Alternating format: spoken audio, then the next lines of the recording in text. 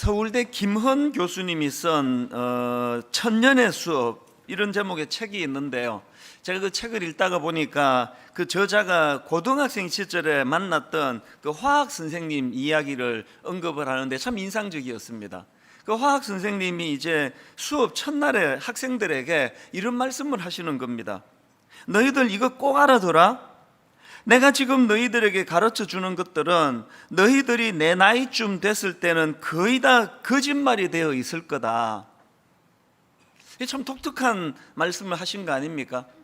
그 어린 고등학생 입장에서는 아니 어떻게 과학이 변할 수가 있단 말인가?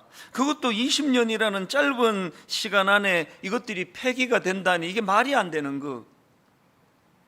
그래서 이제 막 이 아이가 그 선생님 말씀 잘 이해를 못하니까 저런 선생님이 하필 날 가르치는 선생님이 됐나 뭐 이렇게 이제 오해할 정도로 그게 좀 갈등이 됐는데, 사실 그 선생님은 깊은 의미를 가지고 하신 말씀 아닙니까? 뭐 요즘도 그렇지만 그 당시는 거의 뭐 완전 주입식 교육, 그래서 그냥 뭐 스스로 생각하고 판단할 이런 거 하나도 없고 무조건 가르쳐 주는 대로 기계처럼 외워야 모범 학생이 되던 그런 시절에 이 화학 선생님이 안타깝게 하신 말씀이 뭡니까? 가르쳐 준다고 다 받지 말고 니들이 생각 좀 해라. 이게 옳은 건가? 이게 잘못된 건가? 이것들은 다 언제든지 바뀔 수 있는 그런 것들이니까 너희들이 좀 생각하고 고뇌하면서 받아야 될 거 아니냐. 사실은 그 책의 전체적인 흐름이 계속 그 질문으로 하거든요. 생각 좀 하면서 늘 생각해라. 질문해라. 질문.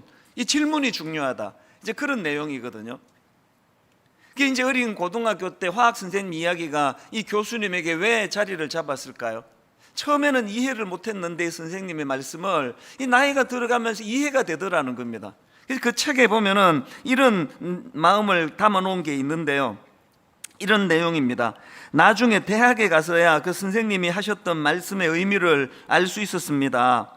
과학혁명의 구조 같은 책을 읽고 강의를 들으면서 과학 지식이란 절대적인 것이 아니라 당대 과학자들의 합의라는 것을 깨달았습니다. 예외적인 상황이 계속 발견되면 언제든지 새로운 이론이 힘을 얻고 패러다임 자체가 완전히 뒤바뀔 수도 있다는 사실을 알게 된 거지요. 그때 저는 정말 큰 충격을 받았습니다. 이 많은 생각을 하게 하는 그런 대목 아닙니까? 저는 특히 이 대목이요. 과학 지식이란 절대적인 것이 아니라 당대 과학자들의 합의라는 것을 깨달았습니다.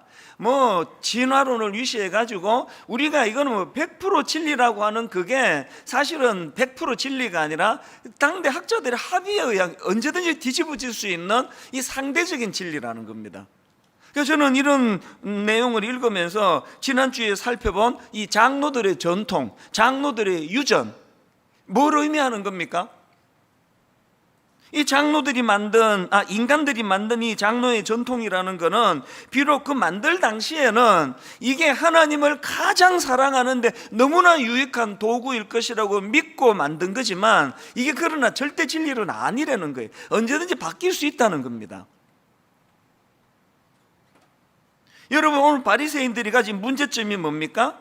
이렇게 절대 바뀌면 안 되는 진리가 아닌 그 장로들의 유전을 붙잡고 장로들의 전통을 붙잡고 그것만이 자기들에게 고수해야 될 진리라고 생각되니까 어떤 부작용이 있습니까? 진리 대신 예수님의 말씀이 귀에 들어오질 않는 겁니다. 지금 마가복음 2장 1절서부터 오늘 본문 3장 6절에 이르기까지 계속되는 그들의 시비에 대하여 예수님이 얼마나 친절하게 설명을 해 주시느냐고요. 그 성경이니까 다 생략하고 핵심만 담아서 그렇지 그 얼마나 많은 설명들을 예수님이 해 주셨겠습니까? 그런데 통하지가 않는 겁니다. 귀에 들어오지가 않는 겁니다. 사실 마가복음 1장 21절에 보니까요, 예수께서 곧 안식일에 회당에 들어가 가르치심에 뭇 사람이 그의 교훈에 놀라니 이는 그가 가르치시는 것이 권위 있는 자와 같고 서기관으로 같지 아니함일러라. 많은 사람들이 예수님이 가르치시는 교훈에 놀라고 또 세리 마태 같은 경우는 그 진리를 받아들여 인생이 바뀌고 너무나 많은 사람이 그렇게 영향을 받는데 이 바리새인들은 전혀 영향을 받지 않는 겁니다. 왜 이렇게 변하지 않는 건가 이런 질문을 하다가 보니까요, 요즘에 제가 들은 그 서울대 심리학과 최인철 교수님 강의 한 대목이 떠오르는 겁니다. 이 교수님이 이제 강의 중에 본인이 미국 유학 시절에 지도 교수였던 리처드 니스벳 교수라는 그분의 이야기가 이제 강의에 나오는데요. 이 교수님은 엄청나게 그 명성을 얻는 세계적인 학자라고 하네요. 그래서 이제 이 리차드 니스벳 교수님에게 많은 젊은 교수나 또 학생들이 찾아가 가지고 자꾸 질문을 한대요. 어떻게 하면은 남들이 하지 못하는 그런 창의적인 연구를 할 수 있습니까? 뭐 세계적인 학자다 보니까 많은 사람들이 자꾸 이렇게 질문을 하니까요. 이 교수님이 이제 그런 질문에 답하는 형식으로 반창의성 편지라는 글을 썼답니다. 역설적인 글이죠. 이 반창의성 편지가 뭐냐? 모든 사람들이 생각할 수 있는 그런 것밖에는 연구할 수 없는 그런 아주 평범한 학자가 되고 싶다면 이렇게 해라. 그런 역설적인 내용이에요. 그 글에 이런 내용이 있습니다. 당신이 비범함이 없는 평범한 학자가 되고 싶다면 다른 분야 사람들과 절대 대화하지 말고 그들의 영향도 받지 마라. 오직 같은 분야 사람들하고만 어울리도록 해라. 그리고 소설이나 시 따위는 절대 읽지 마라. 전공서적을 읽기에도 바쁘다. 지금 이게 이렇게 약간 꼬아가지고 역설적으로 하는 이야기는 뭡니까? 네가 그저 평범하게 짝이 없는 그런 어떤 창의적이지도 않은 그런 학자가 되고 싶으면은 이미 지금 네가 믿고 있는 그것만 고수하라는 거예요. 그래서 다른 학문하는 사람과 대화도 하지 말고 만나지도 말고 너랑 다른 생각을 하는 사람들은 근처도 가지 말고 네가 생각하는 그것만 계속 몰두하라는 겁니다. 이게 지금 바리새인들이 귀담아 들어야 될 얘기 같은데요. 이 절대 진리도 아닌 그거 하나 붙잡고는 오직 이제 이거 하나만 자기 인생의 진리로 삼으니까 다 마음의 문을 닫고 사니까 예수님의 말씀이 들어오지가 않는 겁니다. 이게 지금 계속 이루어지고 있는 게 오늘 본문의 바리새인들의 모습인데요. 오늘 이 본문은 지난주에 살펴본 안식일 논쟁의 연장선이다 보시면 됩니다. 지난주에는 마가복음 2장 끝부분에서 예수님의 제자들이 배가 고파가지고 이삭을 잘라 먹는 걸 가지고 시비를 걸었는데요. 이제 3장으로 들어와서 오늘은 예수님이 안식일에 그 손 마른 장애인을 고쳐주시니까 이걸 가지고 또 시비를 거는 거예요. 왜 안식일에 일하느냐 그거 아닙니까? 참 우리 같은 평범한 사람이 봐도 답답하게 짝이 없는 이런 태도를 가진 게 바리새인들인데요. 예수님은 이런 바리새인들이 지금 어떤 상태인가를 딱 한마디로 진단을 하십니다. 그게 오늘 본문 5절에 나와 있는 말씀입니다. 예수님이 이렇게 말씀하세요. 그들의 마음이 완악함을 탄식하사. 그 바리새인의 상태가 지금 마음이 완악한 상태라는 겁니다. 이 완악함, 이 단어는 헬라어로 포로시스라는 단어인데요. 이 포로시스는 마음의 딱딱함, 또 고집스러움 이런 것을 나타내는 단어라고 합니다. 저는 이 마음의 딱딱함과 고집스러움을 뜻하는 포로시스라는 이 단어를 보면서 마태복음 4장 17절 예수님의 말씀이 생각났는데요. 이때부터 예수께서 비로소 전파하여 이르시되 회개하라 천국이 가까이 왔느니라 하시더라. 여기 나오는 회개는 헬라어로 메타노이아, 이건 여러 번 제가 말씀드린 단어예요. 이 회개를 뜻하는 메타노이아는요, 이거는 그 사람의 생각이 변화되는 겁니다. 그래서 우리가 막 금요 기도회 같은 데 와가지고 어제 내가 이런 죄를 졌습니다, 그저께 저런 죄를 졌습니다, 이런 기도도 필요하지만 진짜 회개의 자리로 나가시려면 하나님 근본적으로 내 마음의 생각이 바뀌어지기를 원합니다. 이게 회개예요. 너무나 우리는 태어날 때부터 이 악한 세상의 영향력 아래 있다가 보니까 생각이 하나님의 쪽으로 흐르지를 않고 이 세상 쪽으로 흘러 있는데, 회개가 뭐냐? 이 세상의 영향을 받는 내 생각이 유턴해 가지고 하나님의 생각으로 맞추어져 가는 게 회개예요. 이런 점에서 저는 에스겔 36장 26절 또 새 영은 너희에게 두고 새 마음을 너희에게 주되 너희 육신에서 굳은 마음을 제거하고 부드러운 마음을 줄 것이며, 또 에스겔 11장 19절, 내가 그들에게 한 마음을 주고 그 속에 새 영을 주며 그 몸에서 돌 같은 마음을 제거하고 살처럼 부드러운 마음을 주어. 여러분, 회개가 뭡니까? 이런 주님의 말씀을 수용하는 거예요. 나도 모르게 내 안에 돌같이 굳은 마음이 있는 것을 인정합니다. 내 육신의 이런 부드러운 마음으로 주님께서 회복시켜 주시기 원합니다. 이게 회개기도, 회개기도. 오늘 본문에 바리새인들이 해야 되는 게 이런 이 굳어진 마음을 녹여서 예수님의 말씀이 자연스럽게 스며들도록, 예수님의 비유 중에 그 씨 뿌리는 비유, 그 부드러운 밭에 씨가 잘 자라 열매를 맺는다는 말씀을 주시지 않습니까? 그래서 하나님 우리 안에 이 부드러운 마음을 주시기 원합니다. 제가 오늘 설교 제목을 경직을 넘어 감동을 주는 인생으로 이렇게 잡은 이유도 여기에 있습니다. 경직이 풀려야 감동을 주는 인생이 되는 겁니다. 여러분, 뭐 그렇게 막 신학적으로 깊이 있게 안 봐도요, 지금 계속 나오는 바리새인들이 뭐 그렇게 감동스럽지는 않잖아요. 막 너무 감동이 되세요? 뭐 뭔지는 모르겠는데 막 이런 인간은 가까이 하면 막 피곤해, 막 그런 느낌이 확 드실 텐데요. 우리가 경직을 풀고 이 감동이 되는 그런 인생이 되면 좋겠다, 감동을 주는 인생이 되면 좋겠다. 그래서 저는 오늘 본문에서 발견되는 몇 가지 기도 제목을 이제 올 여름에 저와 여러분이 함께 나눴으면 하는 마음으로 이제 오늘 본문을 제가 삼았는데, 자, 경직을 넘어 감동을 주는 인생이 되기 위해서는 첫 번째 기도 제목이 필요합니다. 그게 뭐냐? 생명을 살리는 예수님을 닮게 해주시기 원합니다. 이 기도가 필요합니다. 지금 오늘 본문에서 대립하고 있는 예수님과 바리새인 이 구도를요, 여러 각도로 조명해 볼 수 있는데, 저는 4절에 나오는 예수님의 말씀으로 이 구분점을 만들 수 있다고 생각을 합니다. 4절을 보십시오. 그들에게 이르시되 안식일에 선을 행하는 것과 악을 행하는 것, 생명을 구하는 것과 죽이는 것, 어느 것이 옳으냐 하시니. 지금 여러분이 예수님과 바리새인의 이 구도를 어떻게 분류할 수가 있다고요? 생명을 살리는 쪽, 생명을 죽이는 쪽, 이렇게 나눌 수 있다는 겁니다. 그런 관점으로 보니까요, 예수님은 지금 논쟁이 시작되는 2장 1절에서부터 여러분 몇 주 전에 우리가 살펴보지 않았습니까? 중풍병자를 고치는 것으로 이 논쟁이 시작이 되고요, 이 논쟁의 마지막 기록인 3장 6절에서는 3장 1절부터 6절까지에서는 그 한쪽 손 마른 사람의 장애인을 고쳐주는 것으로 말씀이 마무리가 되고 있다는 겁니다. 그런데 여기에 반해가지고 바리새인들은 뭐라고 옳은 소리를 해대도 결국은 그들의 맨 마지막의 결론은 3장 6절입니다. 바리새인들이 나가서 곧 헤롯 왕과 함께 어떻게 하여 예수를 죽일까 의논하니라. 아니, 결론이 예수를 죽일까 의논하니라로 맺어지는데 그 앞에 좋은 말들이 뭐 장로의 유전이 뭐 장로의 전통이 뭐 아무리 대단한들 무슨 소용이 있느냐고요. 오늘 여러분이 무슨 신앙 행위를 하고 무슨 종교 행위를 하고 오늘 분당 우리가 무슨 미사역으로 교회 이름을 떠들어댄다 하더라도 이 교회가 생명을 살리는 교회냐 죽이는 교회냐.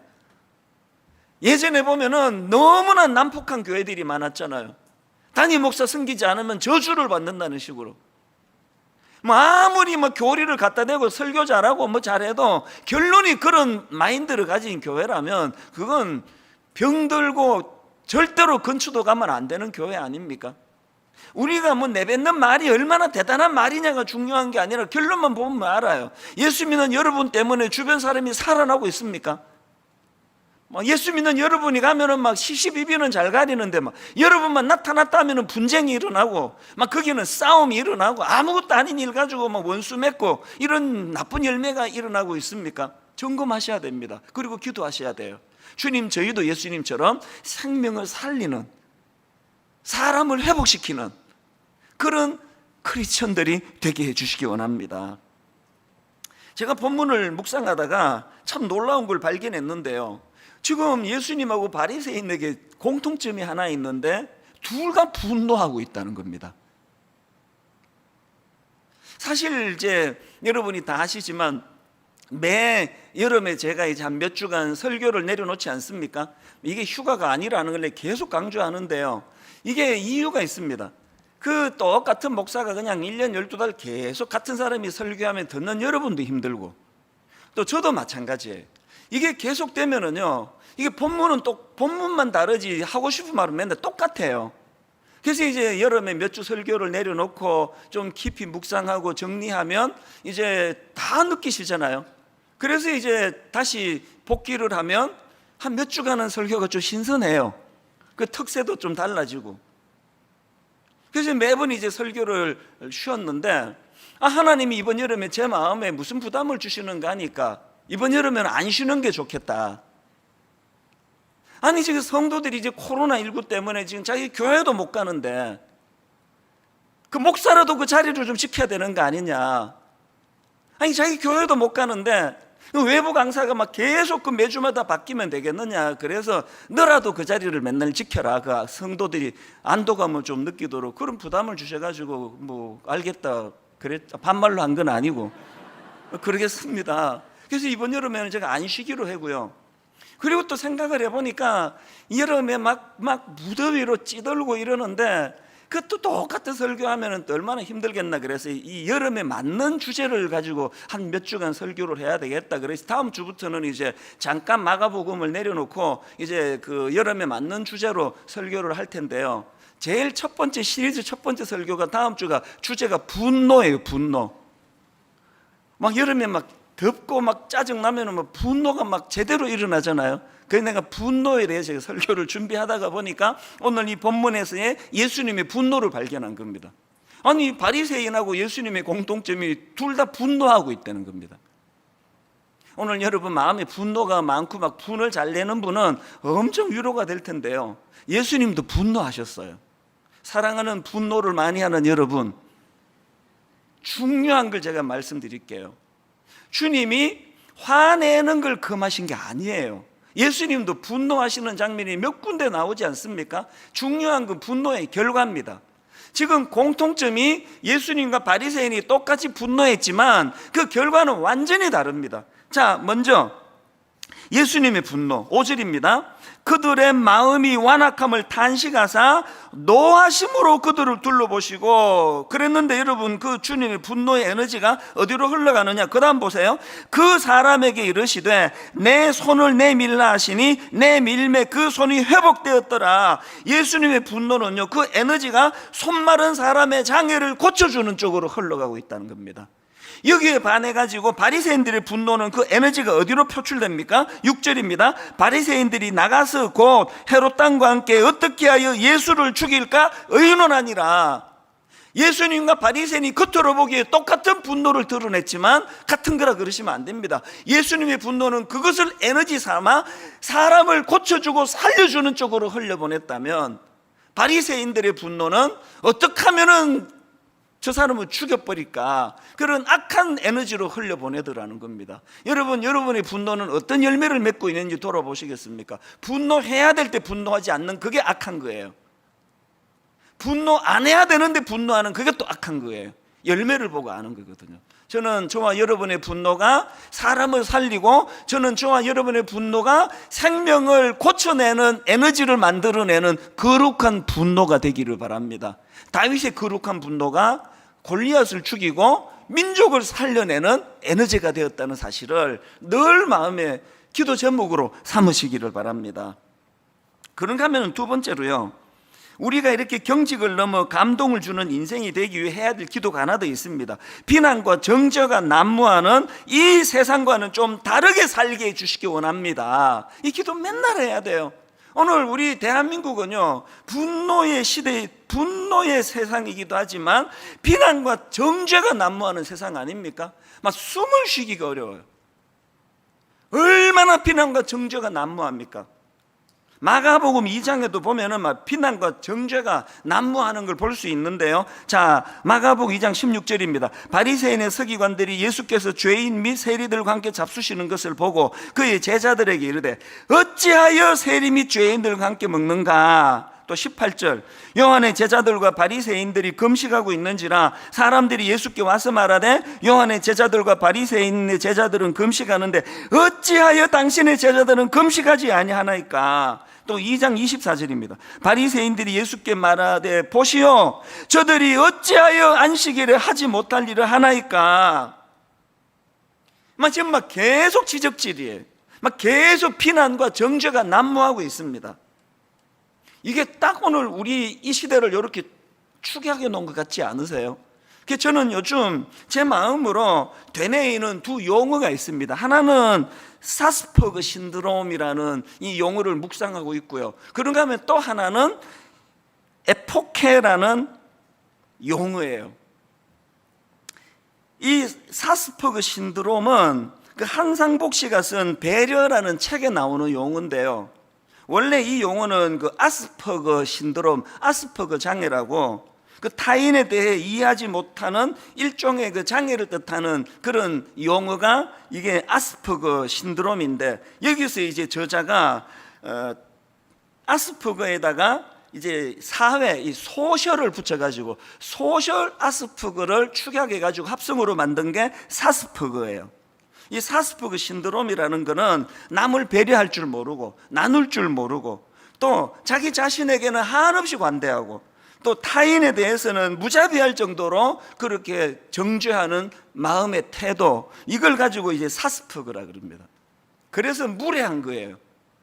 그리고 그 우리나라 정치에 꼭 나오는 게 내로남불. 이건 뭐 여당도 야당도 뭐 너무나 공통점 아닙니까? 자기가 야당할 때, 자기가 여당할 때 정반대로 행동하는 정치가들 그래서 참 이게 정치하는 분들 대부분 안 그런 분도 뭐 많겠지만 내로남불이에요. 이게 바로 이게 사스퍼그 증후군이라는 겁니다. 그 지하철 타다 보면은 이 사스퍼그 환자들 엄청 많습니다. 남을 조금 더 배려할 줄 모르는. 요즘은 또 이 건물 안에서 이게 담배 피는 게 이게 안 되다 보니까요.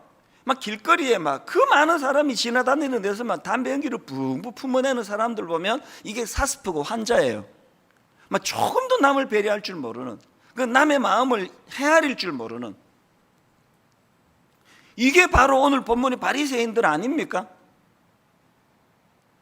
여러분, 소위 예수 잘 믿는다고 하는 사람들에게 이 영적인 사스퍼그 환자가 많다는 거 아십니까? 상대방의 마음을 전혀 헤아릴 줄 모르는. 그래서 제가 마음에 혹시라도 이게 목사 오래 하다가 보니까 내게 이런 사스퍼그 증후군이 왜? 목사는 맨날 가르치려고 드니까. 맨날 네가 이거 고쳐야 돼? 이러면 안 돼? 이게 부목사님들에 대해서도 계속 이제 제가 그런 내가 이 사스퍼그 증후군 아닌가? 이걸 자꾸 되뇌이는 겁니다. 그런가 하면 요즘에 제가 되뇌이는 용어가 하나 더 있는데요. 그게 바로 에포케라는 용어입니다. 이 에포케는 우리말로 하면 판단 중지 그런 뜻인데요. 이게 고대 그리스 철학에서 유래된 단어라고 합니다.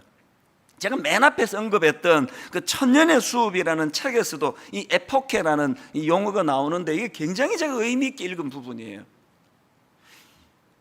이 저자인 서울대 교수님이 학생들에게 계속 강조하는 게 있는데, 질문하고 살아라. 질문해야 된다. 가르쳐준다고 그대로 다 받으면 안 된다. 스스로 질문하고 스스로 판단하고 스스로 검증하는 시간을 많이 가지라고 강조하는데요. 더 중요한 게 뭔지 아세요? 그래서 이제 깨닫게 된 거예요. 누가 가르쳐준다고 맹목적으로 받지를 않고 내가 질문하고 내가 판단하고 내가 또 연구하고 내가 자료를 뒤지고, 그래서 내가 이거는 진리 맞다라고 판단되는 그 순간 뭘 외쳐야 되느냐? 아포케를 외쳐야 된다는 거예요. 판단 중지. 왜 그래야 되는지 아십니까? 나는 이제 내 생각으로 이게 다 검증해서 이게 진리가 맞다라고 생각이 될 때 나랑 생각이 다른 저 사람에 대해서는 판단 중지, 에포케를 외쳐야 된다는 겁니다. 그래서 에포케. 한번 따라해 보시겠습니까? 에포케. 오늘 예수 믿는 우리는 진리를 발견했기 때문에 우리가 이 시점에서 선포해야 되는 게 에포케예요. 판단 중지. 오늘 본문의 바리새인들이 놓친 게 바로 이거 아닙니까? 교회에서 계속 외쳐야 되는 용어가 이 에포케예요. 다락방에서 사람과 사람이 만날 때, 제가 우리 교회 젊은 목사님들을 대할 때 에포케, 판단을 중지하고 중립적으로 그 사람을 받아들여요. 왜? 인간은 자꾸 그 사람을 선입견으로 대하기 때문에. 에포케. 자녀 교육에요, 부모들이 진짜 놓치기 쉬운 게 이거예요. 왜? 우리는 애들이 태어나 지금까지의 그 히스토리, 배경을 다 알기 때문에 선입견이 들어있습니다. 큰애는 정직한 애야, 얘는 뭘 말해도 나 다 믿을 수 있어, 그런 선입견이 자리를 잡아요. 둘째는 말이야, 요거 어릴 때부터 이제 말 돌리기 선수고, 얘는 뭘 해도 그때 자꾸 그 현실에 막 맞추어서 대답을 해. 이런 선입견이 있다 보니까요, 무슨 이야기를 하도 이 선입견을 가지고 판단해 버리는 거예요. 그래서 상처를 주는 거예요. 그래서 저는 요즘에 자녀 교육에서도 에포케, 내가 이 아이를 오늘 처음 만난 것처럼 이 아이를 신뢰해주고 이 아이를 믿어주고 오늘 처음 대하는 것처럼 그렇게 하지 않으면 이게 교육에 굉장히 이게 독이 들어갈 수 있겠다. 여러분, 오늘 우리가 하나님 앞에 이 비난이 난무하는 이 시대, 정죄가 난무하는 이 시대에 에포케, 아버지 저 판단을 유보하기 원합니다. 판단을 정지하기 원합니다. 아무리 이 사람에 대한 내 판단이 옳다 하더라도 하나님 앞에서 털릴 수 있다는 걸 인정하기 원합니다. 저는요, 한국의 모든 교회가 에포케의 은혜를 받는 순간 교회는 부흥이 될 줄로 믿습니다. 우리가 마음에 새겨야 될 이 에포케 정신, 요한복음 8장 10절 11절, 예수께서 일어나사 여자 외에 아무도 없는 것을 보시고 이르시되 여자여 너를 고발하던 그들이 어디 있느냐, 너를 정죄한 자가 없느냐, 대답하되 주여 없나이다. 예수께서 이르시되 나도 너를 정죄하지 아니하노니. 에포케.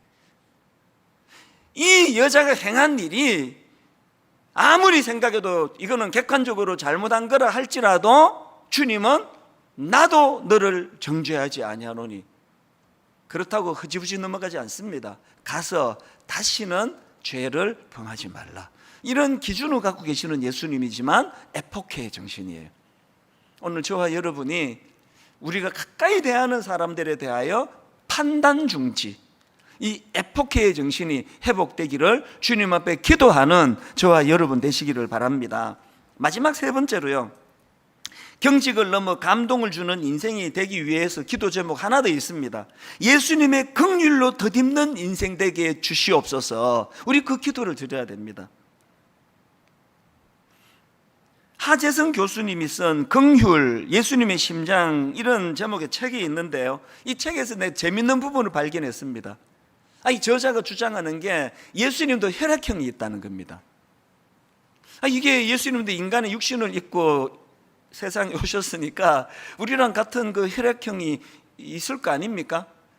그래서 제가 퀴즈를 내보려는데요, 예수님의 혈액형은 A형일까요? B형일까요? AB형일까요? O형일까요? 또 뭐가 있죠? 예수님의 혈액형을 혹시 아세요? 맞추는 분 제가 내일 식사 대접해 드릴게요. 예수님의 혈액형이 C형이래요. 왜 예수님의 혈액형이 C형인가 하니까, 예수님은 이 C의 약자가 뭐냐? 컴패션, 긍휼로 똘똘 뭉쳐진 분이기 때문에 예수님은 C형이래요. 누가 맞출까 봐 빨리 대답한 거예요. 그거 듣고 보니까 너무 일리가 있는 겁니다. 예수님은 존재 자체가 긍휼, 그 컴패션으로 덧입어 계시기 때문에 우리가 그 기도를 드려야 되는 거예요. 그리고 헨리 나우엔이 쓴 긍휼이라는 책에 보니까요, 그 단어의 어원을 맨 먼저 어원부터 설명합니다. 이 긍휼을 뜻하는 컴패션은 라틴어 파티하고 구움이라는 단어에서 파생된 단어라는데요, 무슨 뜻이냐? 함께 고통받다예요. 컴패션은 아이고 불쌍하네, 이게 아니에요. 그 사람의 아픔을 내가 함께 고통할, 아픔을 느끼는 겁니다. 이게 십자가 아닙니까? 제가 이런 점에서 거두절미하고요, 이 컴패션이 우리가 회복해야 될 예수님의 긍휼이 무엇을 의미하는지를 한 가지 이야기만 드리면 금방 아실 겁니다. 요즘에 저는 이제 새벽에 이 만보 걷기, 그래서 뭐 거의 한 일주일에 한 3, 4일은 한 만보 전후로 제가 걷거든요. 저는 요즘이 너무 좋은 사람이에요. 저는 사계절 중에 뭐 여름에는 뭐 열대야도 있고 막 습도가 많아 짜증도 나고 뭐 무기력하고 그렇다는데, 저는 개인적으로 여름이 제일 좋은 사람이에요. 두 가지 때문에. 수박하고 여름 새벽 때문에. 저는 수박이 있는 한 여름이 너무 좋아요. 그리고 이 여름 아침은요, 상상을 초월합니다. 우선 일찍 해가 뜨고, 새벽에 한 3시 좀 넘어 일어나가지고 이제 한 2시간 묵상을 하고 말씀을 막 머릿속에 집어넣고, 새벽 한 5시에서 6시 사이에 저는 이제 무장해가지고 걷는데 꼭 챙기는 게 스마트폰이에요. 그래서 이제 말씀을 가지고 묵상한 걸 가지고 묵상도 하고, 또 여러 목사님들의 설교도 듣고, 또 교수님들의 강의도 듣고, 요즘은요 막 좋은 강의가 막 넘쳐납니다. 그래서 이 여름이 난 너무 좋아요. 겨울 되면 그거 못 하거든요. 저는 또 토요일 날 저녁에, 이 주일에는 아침 7시 예배를 하기 때문에 뭐 그거 산책을 못 하잖아요. 7시 예배인데 어떻게 걷습니까? 그러면 막 토요일 날 막 월요일 새벽에 너무 기다려져요. 내일 새벽에 또 내가 이제 말씀을 들으면서 이제 걷게 되는 거. 거의 한 10,000보씩 아침에 걷는데요, 최근에 있었던 일이에요. 그래서 이제 어느 목사님의 설교를 이제 이어폰으로 꽂고 들으면서 걷다가 또 빠르게 걷거든요. 빨리 걷다가 어느 한 대목에서 이렇게 표현하기가 좀 어려운, 마음에 이렇게 훅 하는 감동이 몰려오는 그런 순간이 있었는데요, 이 목사님이 이제 그 설교를 하시면서 무슨 예화를 드시는가 하니까 이게 미국에서 있었던 일이랍니다. 미국의 그 어느 목사님이 하와이에 교회에 이제 초청을 받았나 봅니다. 이제 뭐 부흥회 같은 거 하러 가셨겠죠. 미국도 시차가 있잖아요. 본토하고 또 이 하와이는 시간차가 많이 나가지고요, 이 목사님이 이제 새벽에 시차 때문에 깬 거예요. 겪어본 다 아시지만요, 시차 때문에 깬 거는 다시 잠들 약이 없습니다.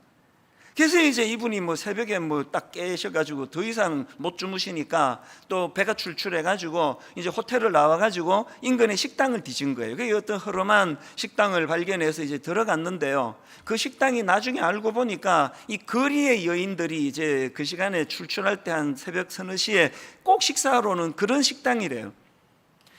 이 목사님이 이제 그걸 주문하고 기다리는데 이제 거리에 여인들이 들어오는 거예요. 그래서 이게 내가 이 식당을 잘못 골랐구나 그런 생각을 하는데, 바로 요 뒤에 앉은 여자들이 이제 대화를 나누는데요, 어떤 여인이 이런 말을 하더래요. 나 내일 39번째 생일이다. 그랬더니 그래서 뭐 생일 파티 해달라는 거야? 그 얘기 왜 하는데? 이게 우리하고 뭐 농담하는 방식이 좀 비슷한 것 같아요.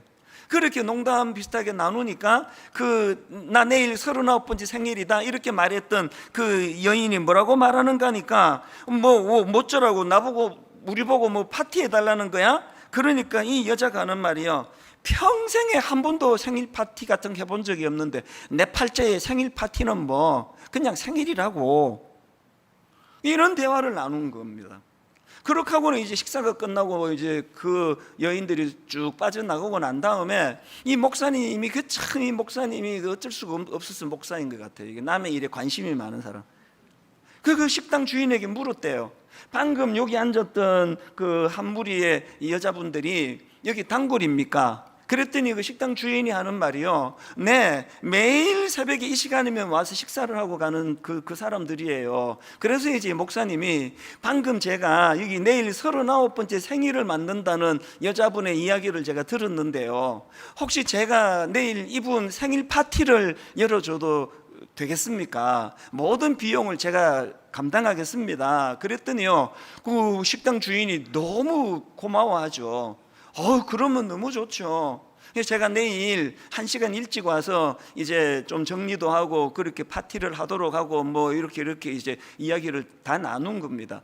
그리고는 그 다음날 이제 2시 반에 이 목사님이 그 식당을 갔더니요, 이 식당 주인이 흥분을 해가지고 동네 길거리 여자를 다 부른 거예요. 막 바글바글 막 북적북적거리고 이미 막 그 생일 축하한다는 것도 써붙이고 막 그냥 파티 분위기가 됐더래요. 그렇게 하고 3시 반이 됐습니다. 준비가 다 끝난 다음에 그 주인공 팀이 들어온 겁니다. 깜짝 놀란 거예요. 그래서 이제 미국에서는 그 서프라이즈 이런 서프라이즈 파티를 하지 않습니까? 그 파티가 진행되는 그 과정에서 이 여인이 막 엄청 우는 거예요. 얼마나 감동을 받았습니까? 그리고는 이제 생일 케이크에 초를 꽂고 이제 이거를 불고 이거 잘라야 되는데요. 이 케이크를 자르는 그 시간에 그 생일 맞은 여자분이 뭐라고 부탁을 하는가 하니까 이거 자르지 않고 저 집에 갖고 가면 안 되겠습니까? 평생에 처음 받아보는 생일 축하 케이크이기 때문에 내가 이거를 기념해서 좀 보관하고 싶습니다. 그건 눈물 나는 이야기 아닙니까? 그렇게 하라고 당연히. 그렇게 하고는 이 목사님이 이제 내가 이분하고 여러분 위해서 한번 기도해 드려도 좋겠습니까? 그러고는 이제 간절하게 축복 기도를 해준 거예요. 그렇게 기도가 끝나고 났는데요, 식당 주인이 이렇게 말하더래요.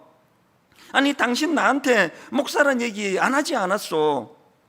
당신 어느 교회 목사요? 미국 사람들은 그 생활 속에 참 농담을 많이 하잖아요. 이 목사님이요, 그 농담처럼 대받아서 이렇게 대답을 했습니다. 저는 새벽 3시 반에 창녀들을 위해 생일 파티를 해주는 교회 목사입니다. 웃기려고 한 말인데요, 그 식당 주인이 너무나 진지하게 이렇게 이야기를 했습니다. 에이, 그런 교회가 어딨어? 그런 교회에 있으면 내가 벌써 나갔지. 제가 만보 빠른 걸음으로 걸으면서 이 설교를 듣다가요, 마음이 멈칫해졌어요. 이 한마디에 에이, 그런 교회가 어딨어? 그런 교회에 있으면 내가 벌써 나갔지.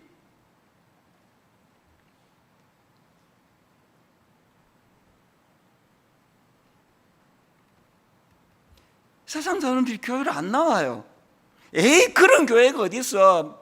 말만 갖고 떠드는 것들이 모인 데가 교회지. 에이, 그런 교회가 어딨어? 그런 교회에 있으면 내 벌써 그 교회 나갔지.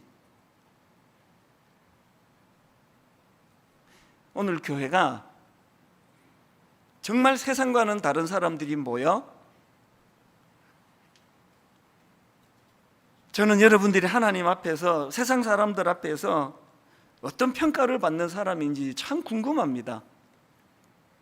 혹시 여러분 이 중에 예수 믿고 막 지혜가 넘쳐나가지고 막 끼일 때 안 끼일 때 그냥 심판관 노릇하면서 이건 말이야, 이게 잘못됐고 이건 네가 잘못됐고 이렇게 지적질 잘하는 그런 분이 계세요? 막 마음이 뿌듯하세요? 나는 늘 내가 이런 평가를 잘해주는 사람이라서. 그게 바로 바리새인이에요. 그게 혹시 여러분 주변 사람들에게요, 저 사람 말이야, 그 교회 다닌다는데 뭐 우리랑 다를 게 하나도 없는데 하나 이상한 게 있어. 저 사람은 우리에게 감동을 줘. 뭐가 다른지도 잘 모르겠는데 저 사람은 우리에게 감동을 줘.